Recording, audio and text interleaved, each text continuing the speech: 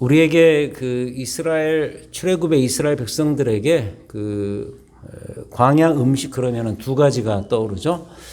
이 만나와 메추라기입니다. 만나와 메추라기가 항상 패키지로 같이 갑니다.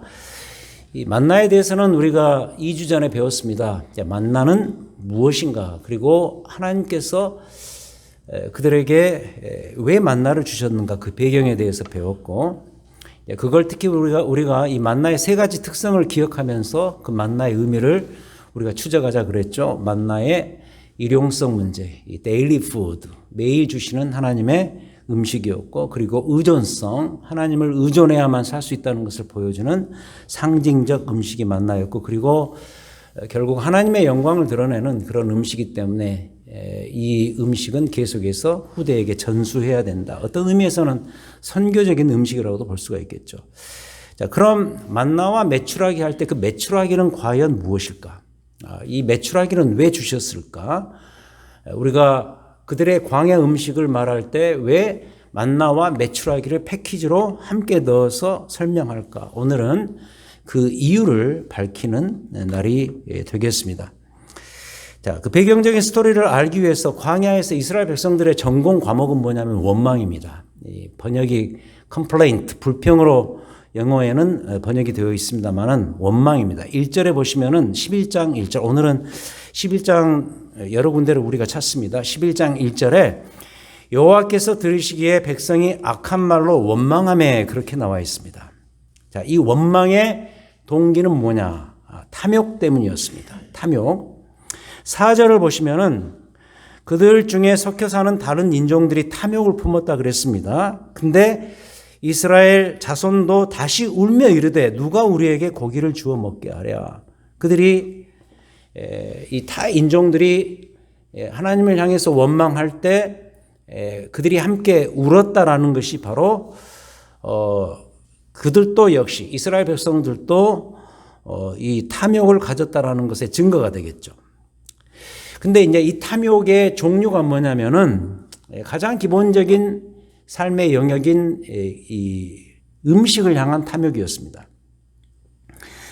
근데 근본적으로는 그 탐욕의 배경이 더 문제가 됩니다. 그 배경은 두 가지 범주로 나뉘는데요. 그것은 하나님께서 이스라엘 백성들에게 은혜로 이미 내려주신 광야 음식 만나와 비교를 했을 때 발견되는 그런 것으로서, 첫 번째는 두 가지 범주라 그랬으니까 첫 번째는 음식의 질, 퀄리티 문제였고, 그 다음에 음식의 양의 문제였습니다. 이 퀀티티의 문제였습니다.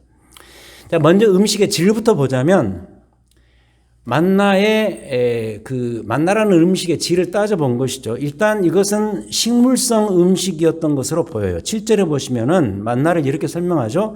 매일 내리는 만나는 가시와 같고 모양은 진주와 같은 것이라.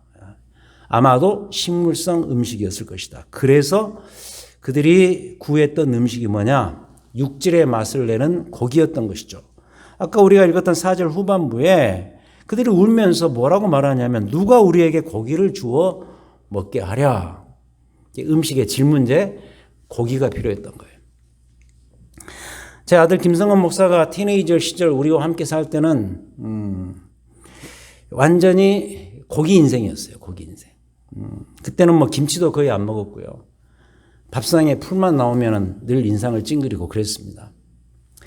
근데 이제 LA 지역으로 학교를 보내니까 완전히 달라진 거 있죠. 그래서 혹시 한식을 별로 좋아하지 않는 자녀들이 있으면은요, LA로 학교를 보내세요. 그러면은 많은 게 해결돼요.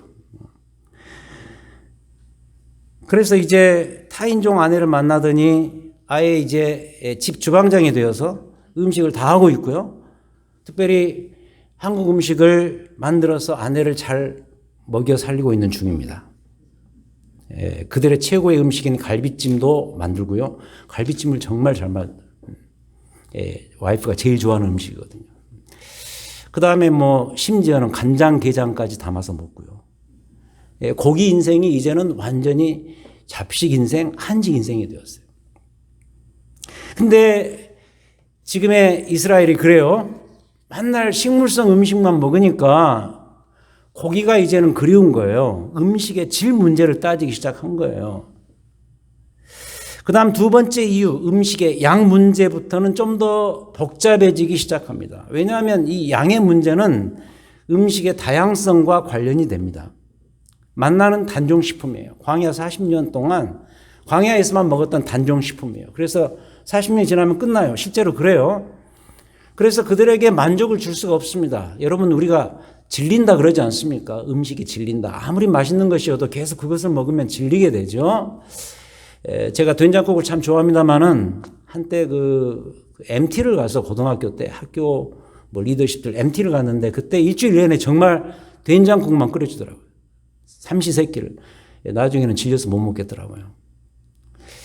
근데 지구상에 유일하게 30일 세끼를 줘도 먹을 수 있는 음식이 있다면 저는 김치찌개인데 아직 시험은 안 해봤어요. 근데 김치찌개만은 질리지 않을 것 같은데 아무튼 어떤 음식이든 계속 먹이면 질리잖아요. 지금 그 이야기예요. 음식이 질린다. 그래서 이스라엘 백성들이 뭔가 다양한 음식이 필요했던 거죠. 그래서 5절에 보시면은 이런 이야기가 나옵니다.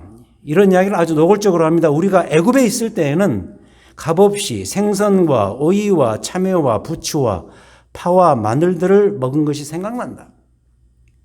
질린다는 거죠. 한 종류 맛으로는 안 되고 이 만나로 이걸로는 안 되겠다. 여러 종류의 맛과 양념이 필요했던 거지요. 그래서 그들의 지금 불평의 최고의 이유가 뭐냐면 이 두 가지 때문이죠. 지금 그들이 먹고 있는 음식의 질과 양의 문제입니다. 자, 하지만 그들이 원했던 이 음식들 이면에 숨겨진 또 하나의 문제가 있는데 그게 기력의 문제입니다. 더 발전하는 거죠. 음식의 양과 질에서 이제 기력의 문제로 갑니다. 6절을 보시기 바랍니다. 6절에서 그들이 또 이렇게 불평합니다. 이제는 우리의 기력이 다하여 이 만나 외에는 보이는 것이 아무것도 없다니. 이 기력이 영어 성경에 보니까 에피타이트로 번역이 되어 있습니다. 입맛으로 번역이 되어 있어요. 음식의 입맛은 결국 그들의 밥맛을 촉진시켜 줄 것이고 밥맛은 그들의 에너지원을 만들어내는 활력소가 될 겁니다. 그래서 이런 문제 때문에라도 그들이 보기에는 광야에서 이 만나는 그들의 에너지원으로서 충분하지 않게 보였던 것이죠. 그렇게 보일 수밖에 없었던 것이죠. 여러분, 우리도 그러지 않습니까? 기력이 딸린다 이런 말 많이 하지 않습니까? 저 신학교 다닐 때 여러분 기억나세요? 그 축구선수 이영무 그 목사님이죠. 이영무 목사님. 그때 이렇게 골 넣으면 항상 무릎 꿇고 기도했던 그분이 제 신학교 동기였습니다. 동기고 제가 1층 침대 쓰고요. 기숙사에서. 그분이 2층 침대를 썼어요. 그 정도로 제가 가까웠어요. 뭐 그게 뭐 대단하다고 그 연관을 짓고 싶은 거죠. 근데 그때 당시 신학교에서 나온 식사들이 제 입장에서는 나름 괜찮았거든요. 그때만 해도 그 지방에서 나는 그 재료를 많이 써서 음식을 먹었던 기억이 있습니다. 그러니까 80년도 후반이니까. 근데 이제 저희 신학교가 수원에 있었거든요. 수원 아주대학교 바로 옆에 있었는데 가서 이렇게 밥을 먹어봤더니 맛있는 거예요. 왜 그런가 봤더니 경기미 쌀밥인 거예요. 제가 살던 그 지방에서는 경기미를 못 먹어봤어요. 이렇게 밥맛이 좋아요. 쌀이 좋아서 맛있고 그리고 일식 삼찬에 그리고 그토록 우리가 좋아하는 계란 후라이까지 저녁마다 이렇게 나오니까 제 입장에서는 상당히 괜찮은 식사였는데 그 목사님은 늘 힘들어했어요. 이유가 뭐냐면 국가대표 축구선수로 뛸 때 태릉선수촌에서 훈련을 했는데 거기서는 매일 고기를 드셨대요. 고기를 먹어야 축구를 할 수가 있는 거예요. 고기가 귀한 그때였지만 그래도 고기를 먹어야 공을 찰 수가 있었으니까. 그래서 이제 이분이 신학교로 왔는데 기숙사에 있는데 항상 허기가 질 수밖에 없었던 거죠. 바로 이런 거예요. 아무튼 이와 비슷한 게 지금 이스라엘 백성들의 광야 백성들의 모습이다. 기력이 딸린다는 거죠. 자, 그래서 음식의 질과 양을 가지고 불평하다가 이제 두 번째 기력의 문제로 나오고 하나 더 있습니다. 5절에 보니까 그들이 애굽에서 있을 때 값없이 생선과 오이와 참외와 부추와 파와 마늘들을 먹은 것이 생각났다 그랬습니다. 문제가 뭐냐면 애굽에서는 그들이 at no cost, 값없이 그런 것들을 먹었다고 생각을 하는 거예요. 그럼 다시 와서 보세요. 이 광야에서는 어떻습니까? 그들이 지금 만나를 먹고 있는데 이걸 값을 치르면서 먹는 게 아니잖아요. 지금도 그들은 만나를 값없이 계속해서 먹고 있는 중입니다. 왜냐하면 하나님께서 매일 그들에게 은혜라는 것이 값없이 아니에요. 은혜로 만나를 내려주고 계시니까. 지금도 은혜로 먹고 있는데 그들은 왜 애굽에서 먹었던 과거의 음식들만 값없이 먹었다고 생각을 하고 있을까? 그 이유 역시 그때 그들의 음식의 풍요로움, 좋은 질 때문이었다고 말할 수밖에 없죠. 그러니까 이유는 사실 그것 때문인데 그들이 지금 이것을 돌려서 이런 식으로 말하고 있는 거죠. 영적으로 곤비한 거예요. 근본적으로 지금 음식을 가지고 이야기하지만 음식이라는 현실에 대한 불평이지만 사실 영적으로 곤비해 있는 거예요. 여러분, 우리도 그렇지 않습니까? 어떤 영적 곤비함이라는 문제가 이런 먹는 문제와 같은 현실적인 상황에서 생깁니다. 신앙의 한계, 신앙의 연약함은 대부분 내 현실의 한계와 문제에서 발견됩니다. 예를 들자면 대표적으로 경제적인 어려움이 찾아온다든지 건강에 이상이 생긴다든지 더 잘 나가야 되는데 하는 일마다 꼬인다든지 또 반대로 너무 일들이 잘 풀려서 괜히 불안해진다든지 다 이런 현실적인 상황 속에서 우리의 영성과 우리의 신앙의 문제들이 찾아오더라는 것이죠. 이게 우리의 신앙의 현실이라는 것이죠. 이스라엘 백성들처럼 먹는 문제 때문에 그들의 영성과 하나님을 향한 신앙이 점점 파괴되고 있는 것이죠. 그럼 이럴 때 하나님은 그냥 가만히 계시는가?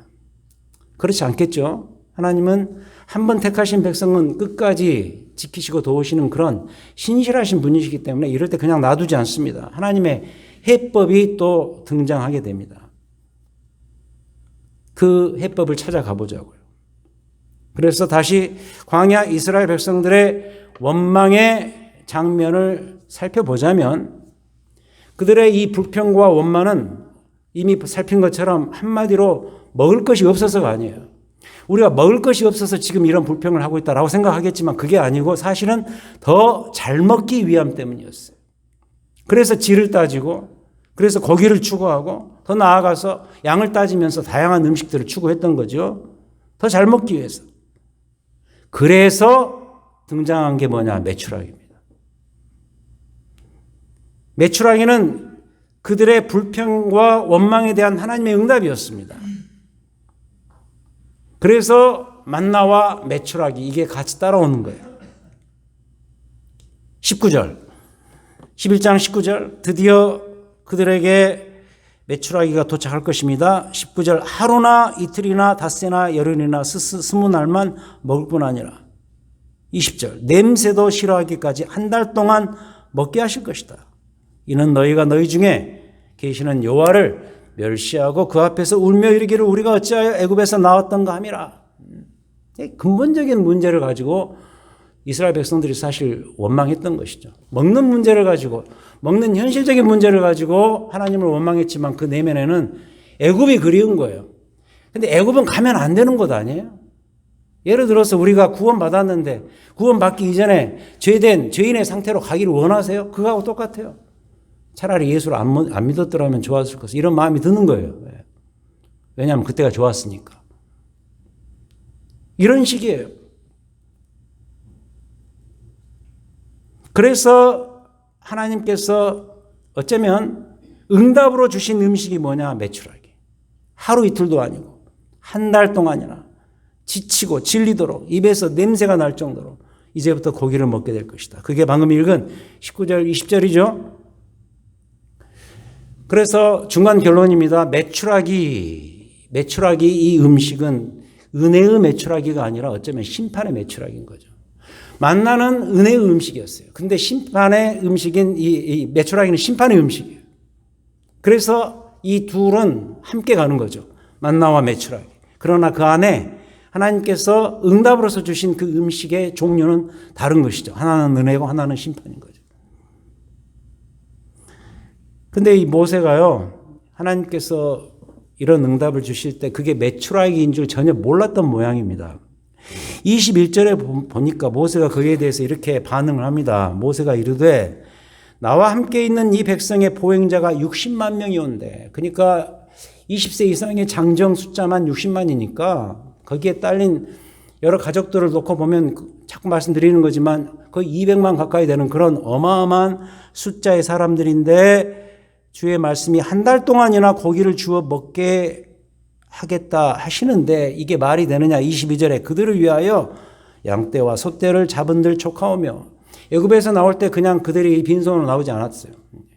모든 가축들을 끌고 나왔습니다. 그걸 다 잡아서 먹는데 어떻게 우리가 족하게 먹겠습니까? 이런 반응을 보이죠. 회의적인 반응. 여기에 대한 하나님의 응답이 뭐냐? 23절이 기가 막힙니다. 23절. 모세에게 뭐라고 말씀하시는가? 여호와께서 모세에게 이르시되 여호와의 손이 짧으냐? 내가 이제 내 말이 내게 응하는 여부를 보리라. 저는 이 표현이 참 하나님의 그 풍자라고 생각을 해요. 내 손이 짧으냐? 재밌잖아요. 내 손이 짧으냐? 내 손이 짧아졌느냐? 우리 어때요? 우리 나에게 여호와의 손은 과연 어떤 손인가?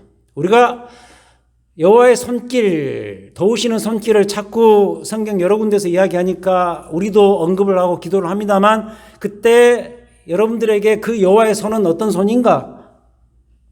더 짧아질 그런 손인가? 그럴 수가 없다는 게 여기에 답이죠. 이처럼 하나님을 내 이성의 울타리 안에 가둬놓기 시작하면 그때부터 우리의 신앙은 자랄 수가 없는 거죠. 우리도 솔직히 그럴 때가 있지 않아요? 정말로 해도 안 되는 그런 상황들이 있습니다. 그럴 때는 어떤 큰 무력감이 찾아오죠. 아주 거대한 모습으로 공룡처럼 내 앞에 그 무력감이 서 있는 것이죠. 다리에 힘이 쭉쭉 빠지고 맥이 탁 풀리고, 여러분 그 맥이 탁 풀릴 때 그 느낌 아시잖아요. 식은땀은 계속해서 나고 뱃속에서는 금방 탈의 신호가 찾아오고. 그러할 때에는 어때요? 우린 이런 식으로 자조적인 말을 하겠죠. 신앙인들이니까 이건 하나님도 못 하실 거야.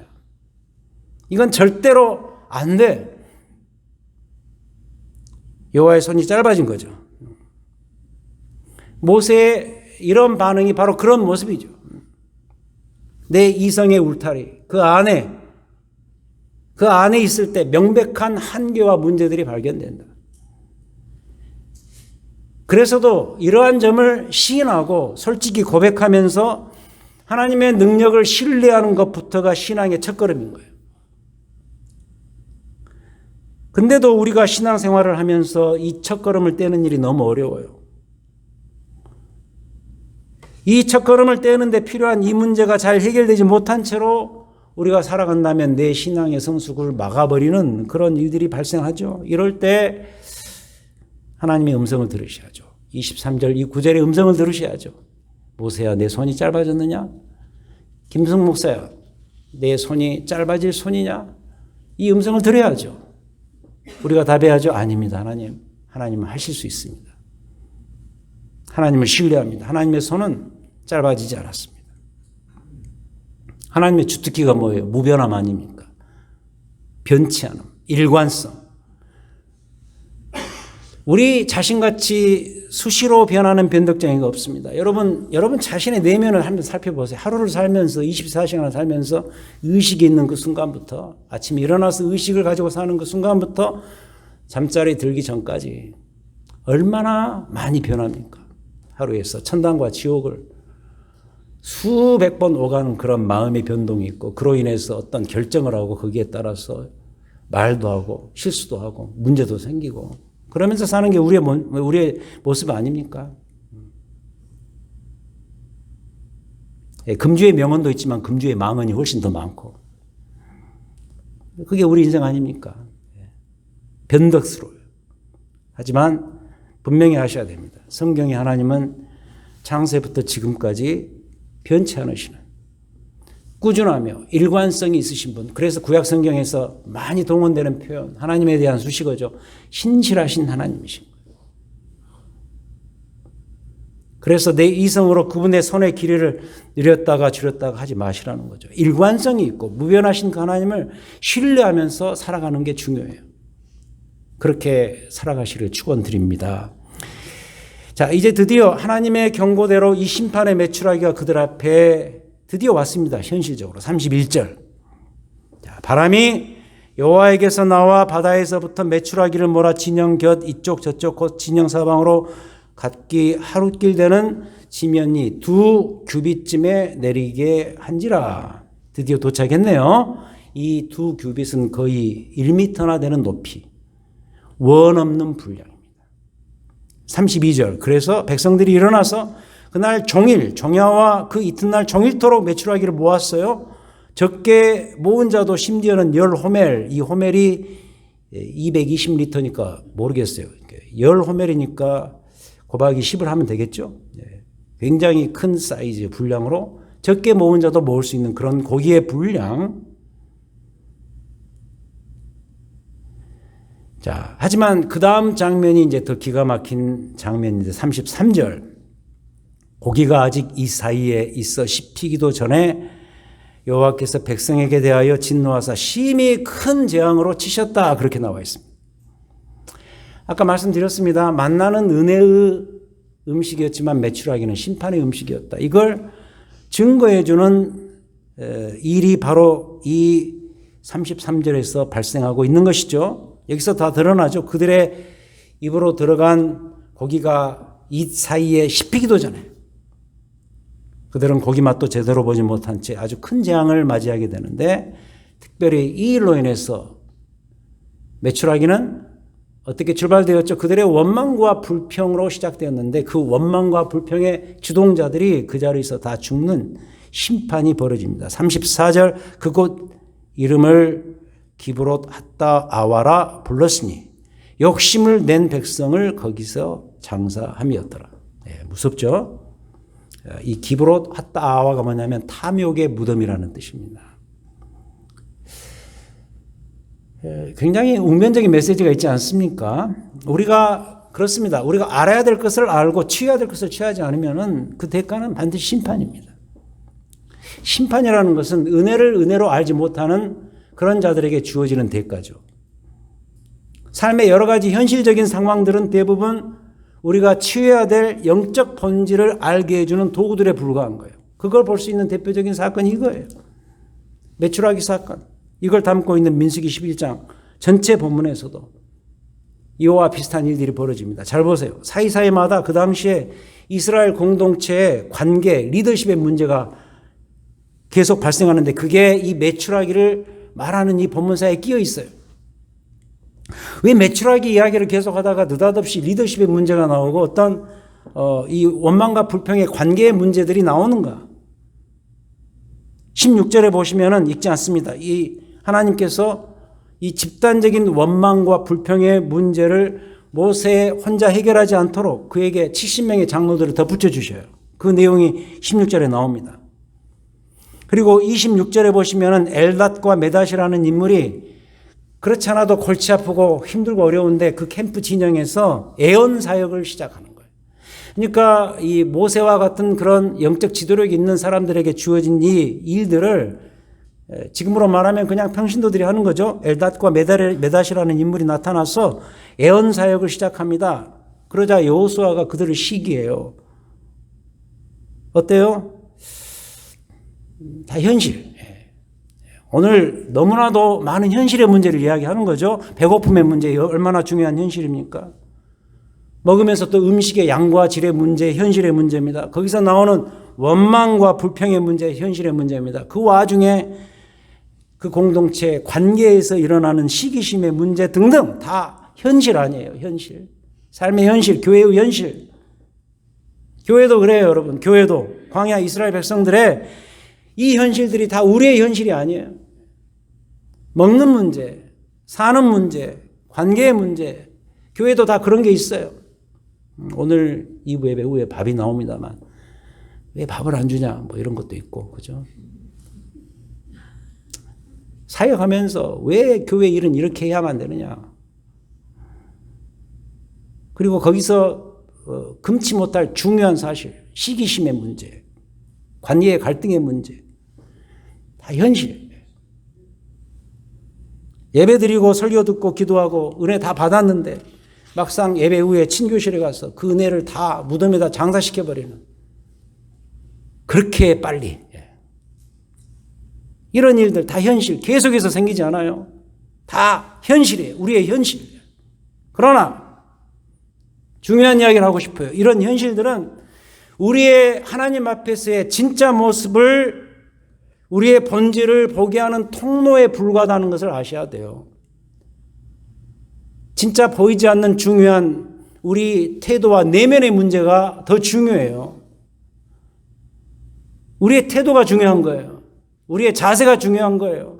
우리를 출애굽시켜 주신, 출애굽시켜서 광야로 갖다 놓으신, 우리 지금의 버전으로 말하면 그리스도의 십자가의 공로로 구원받고 은혜를 받게 해주신, 그래서 지금의 우리의 광야 생활에서 그 은혜를 계속해서 누릴 수 있도록 해주신 그 하나님을 대하는 태도에 진짜 본질이 있다는 거예요.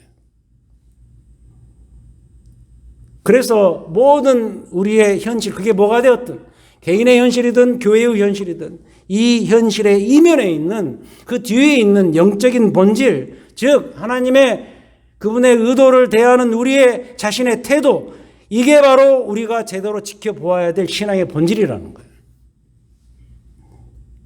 그래서 현실은, 죄송하지만 현실이 좀 너무 중요하죠. 하지만 현실은 이 본질 다음의 문제임을 반드시 기억하셔야 돼요.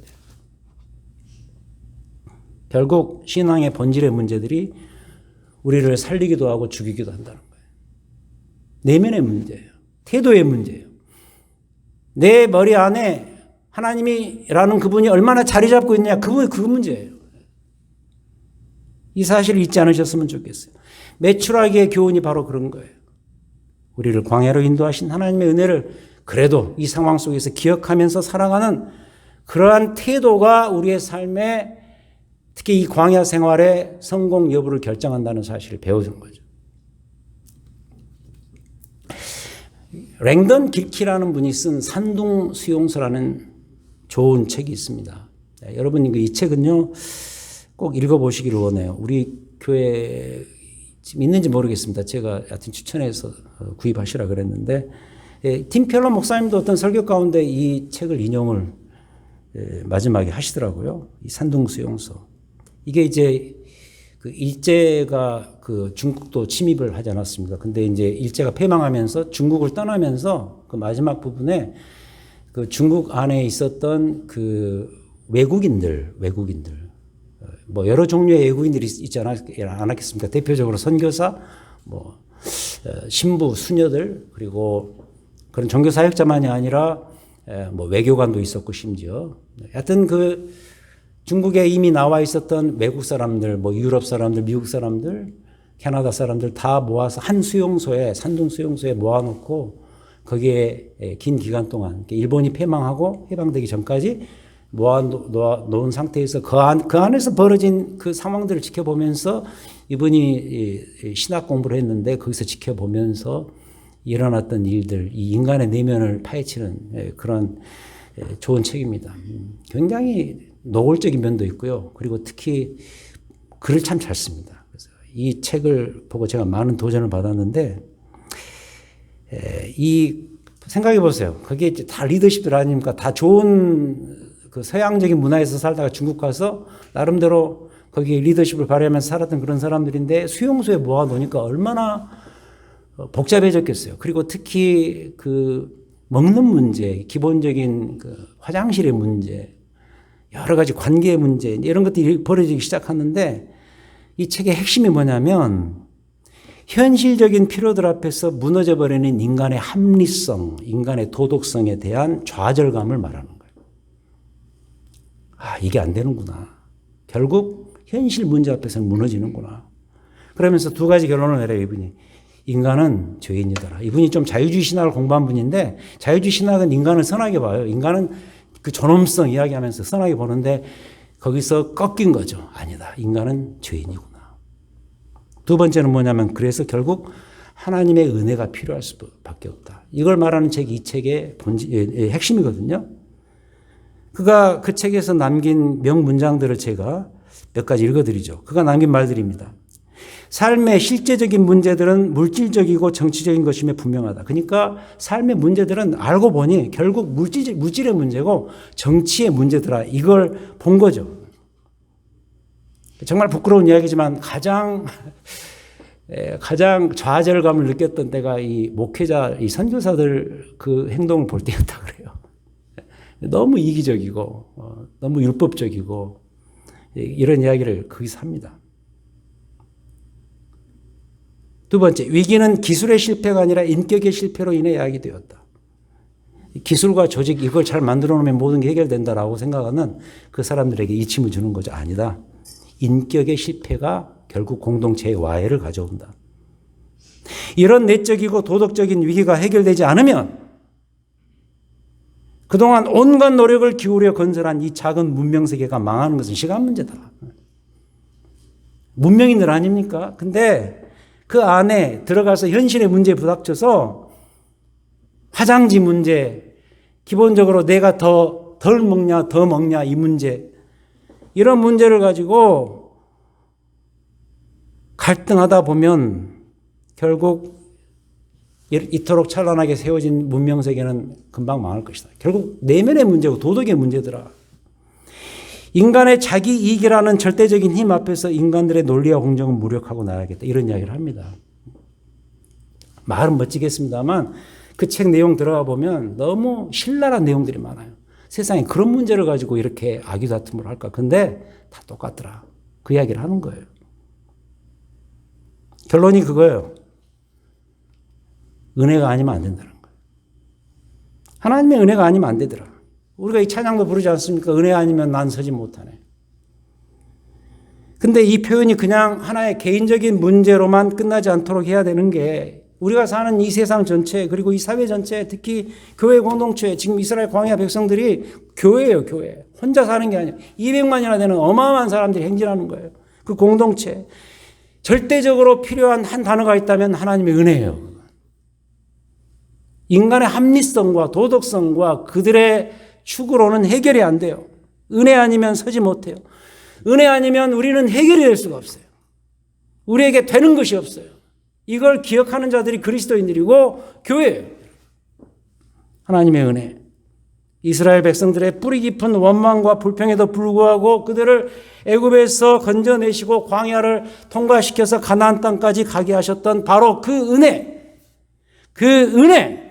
이 은혜는 그럼 우리에게 어떻게 발전돼서 도착했느냐? 자기를 부인하시고 십자가의 통째로 자신의 몸을 던지신 예수 그리스도의 십자가의 은혜인 거예요. 그 은혜가 있어야 산다는 거예요. 여러분 힘으로 살지 마세요. 여러분의 능력과 이성과 판단으로 살지 마세요. 필요해요. 하지만 한계가 있어요. 명백하게 한계가 드러날 거예요. 그때 또다시 가셔야 됩니다. 하나님, 그 은혜가 아니면 저는 하나님 앞에 설 수가 없습니다. 십자가의 은혜. 은혜 안에서 사는 거예요. 이게 광야 생활의 본질이에요. 이 은혜를 바라보셔야 돼요. 그래야 우리가 이 광야에서 잘 살 수가 있어요. 이 은혜로서 광야 인생을 잘 살아가자고요. 이게 우리의 목적이고 우리의 삶의 본질이고 이게 우리에게 하나님께서 허락하신 소중한 신앙의 광야의 인생길입니다. 그리고 혼자가 아닙니다. 같이 잘 가야 돼요. 되게 소그룹이 필요하고 교회가 필요하고 힘들고 어려울 때마다 내 연약한 무릎을 같이 일으켜 세워질 믿음의 기도에 함께 가는 공동체가 그래서 필요한 거예요. 맞죠? 하나님의 은혜. 은혜 아니면 설 수도 없고 살 수도 없고 존재할 수도 없습니다. 이걸 기억하시고 살아가시는 소중한 광야 인생들이 되시기를 우리 주님의 이름으로 축원드립니다.